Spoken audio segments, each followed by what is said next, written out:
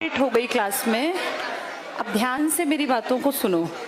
जो बच्चे, अब जैसे तुम लोग हो अभी न्यू जनरल बैच में, तुम्हें सीईटी के बारे में पता है? क्या है ये?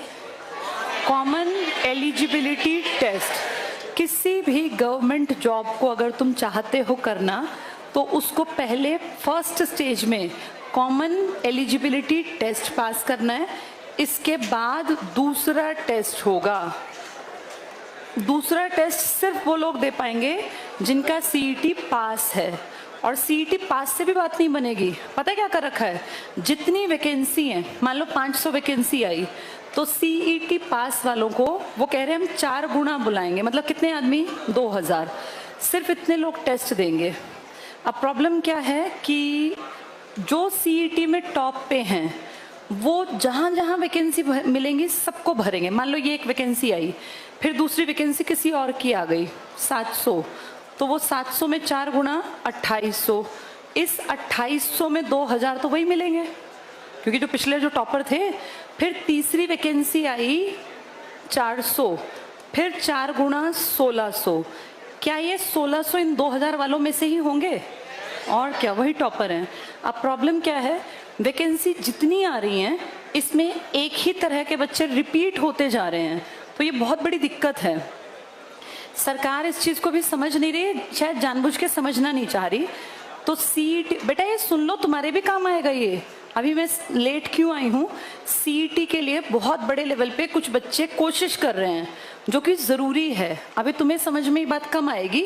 उन सब से मैंने पूछा उनकी एज, तो लगभग 26-27 की उम्र के वो लड़के थे। अभी मैं मिल के आई हूँ नीचे उनसे, सुबह से आए हुए हैं, कोई हिसार से, कोई फतेहाबाद से, कोई कहीं से। इन सबको चिंता है, जबकि उनमें जो लीड कर रहा है लड़का जिसने कि केस कर रखा है सरकार के ऊपर, रविंदर, उसने बताया कि उसके 72 मार्क्स हैं। 72 बहुत अच्छा स्कोर है, कोई कम नहीं है।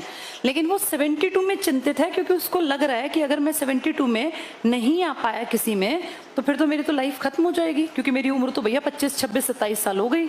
अब 26, 27 साल वाले कितने लोग हैं जिनको ये डर है कि अगर नंबर नहीं आया तो हम क्या करेंगे?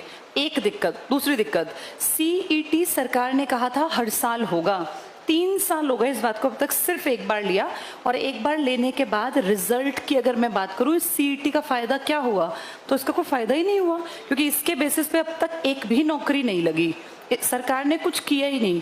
और तो और, जो भी पीछे वैकेंसी आई थी पीजीटी की एचपीएससी के थ्रू, पेपर हो गया, 6-8 महीने खूब जम के बच्चे पढ़े। एचपीएससी कोई छोटी मोटी चीज़ तो नहीं है, हाई लेवल का पेपर लेता है, कितनी मेहनत की। अभी कल परसों सरकार ने वो वैकेंसी वापस ले ली, विड्रॉ कर दी। पेपर हो गया, लोग तैयारी करके बैठ गए, लोग पेपर दे आए, लेकिन अब विड्रॉ कर ली। अब ये नहीं पता कि अगला पेपर कब होगा, क्योंकि अगला पेपर तब हो जब वैकेंसी आए। सरकार ने वैकेंसी पेपर लेके वापस ले ली। तो अगर ध्यान से देखो तो कितनी बड़ी चीटिंग चल रही है ये सब, कितने बड़े लेवल पे। कितने लोगों का ट्रस्ट टूट गया। कितने लोग सोच रहे थे दिसंबर से कि इस बार हम बहुत जम के पढ़ेंगे और 2-4 महीने बाद हम 70-80 हज़ार रुपये महीने की बांध लेंगे मेहनत करके। अब उन्हें ये नहीं पता कि अगली वैकेंसी कब आएंगी, पेपर कब होगा, रिजल्ट कब आएगा। अभी तुम लोग जो छोटे हो ना, तुम्हें पता नहीं है, जब उम्र 25 साल से क्रॉस करती है ना, तो एक एक दिन भारी लगता है। किराया किससे मांगे, अपने आप शर्म आने लगती है, लड़कियों को भी और लड़कों को भी। किससे रोज कहें कि हमारे खर्चे हैं, कपड़े लेने हैं, जूते लेने हैं, किताब लेनी है, कॉपी लेने हैं। ये एक एज में बस शर्म नहीं आती, उसके बाद बहुत शर्म आती है। और फिर कहें क्या कि हम मेहनत कर रहे थे पिछले 3 साल से, 4 साल से, सरकार ने हमारी मेहनत पे पानी फेर दिया। इस बात को पेरेंट्स एक दिन तो सुन लेंगे, पर जब जब तुम पैसे मांगोगे ना, अपने आप तुम्हें लगेगा कि धरती फट जाए, हम इसमें समा जाए, कितनी बड़ी उम्र हो गई, कब तक पैसे मांगे। इस बात को समझना चाहिए। और कल एक बहुत बड़ा प्रोटेस्ट है हरियाणा में, सीईटी का। पंचकुला तक जाएंगे चलते चलते, पैदल मार्च। एक तरह से सरकार को चेताने का तरीका है। ये सिर्फ हरियाणा में नहीं हो रहा, ये हर स्टेट में दुर्गत है। यूपी, बिहार, राजस्थान सब दुखी हैं सरकार के रवैये से। वैकेंसी आ रही हैं, गवर्नमेंट जॉब्स निकालते हैं, लेकिन फिर जॉब निकाल के जब बच्चे भर देते हैं फॉर्म, 100-100 रुपये, 200 रुपये, 500-500 रुपये ले लेते हैं, फिर इसका टेस्ट जो है लंबे टाइम तक लटकाए रखते हैं। टेस्ट ले लेंगे तो फिर लीक हो जाएगा, फिर उसको 2-4 को पकड़ेंगे फॉर्मेलिटी, फिर अपना पता ही नहीं चलता आगे क्या हुआ। अभी कुछ दिन पहले केवीएस का एग्जाम था, केंद्रीय विद्यालय का, सबको पता है, रोज अखबारों के फ्रंट पेज पे था, लीक हुआ, पकड़े भी गए लोग, लेकिन रिजल्ट तो फिर भी आ गया। अब जो पकड़े गए उन्होंने कितने लोग इलीगल तरीके से पास करवाए, इसकी कोई लिस्ट थोड़ी ना बनी है, और उस रिजल्ट में कितनों का सिलेक्शन भी हो गया। यानी देखते देखते मक्खी निकलने वाला काम कर रही है ना सरकार। इसीलिए सब लोगों को जो चीज आज 26 साल वाले फील कर रहे हैं वो 4 साल बाद तुम्हें भी फील होगी। तो इसलिए कोशिश करनी चाहिए कि हर स्टूडेंट सीईटी के इस प्रोटेस्ट में जहां भी हो हिस्सा ले।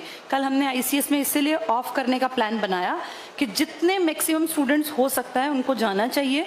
ट्रेन पकड़ के जाने में ज़्यादा किराया भी नहीं लगेगा, और जितना हो सके अपना योगदान देना चाहिए। देखो आज जिन पे मार पड़ी है, अगर उनका साथ हम नहीं देंगे तो कल ये मार फिर आपके ऊपर भी पड़ेगी। ये तो हर पीढ़ी की कहानी है।